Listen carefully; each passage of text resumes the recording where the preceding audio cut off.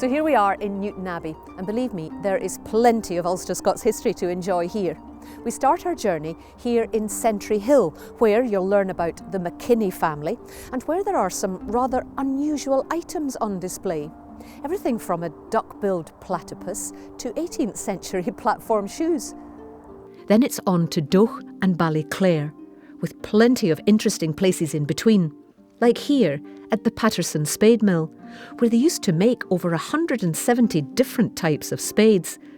Talk about calling a spade, indeed.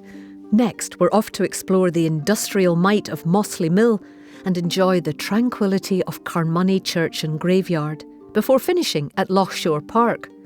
Along the way, you'll hear about some famous Ulster Scots characters, such as John Rowan, who invented the world's first steam-powered coach.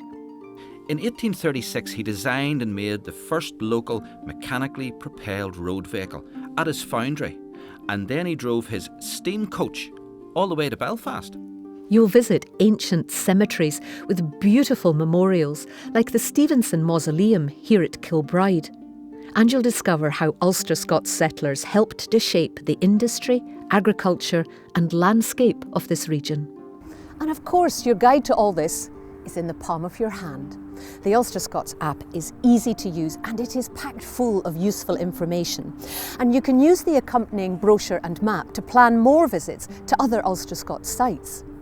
You'll find interpretive panels like these along the way, and remember to scan these QR codes for even more local Ulster Scots stories.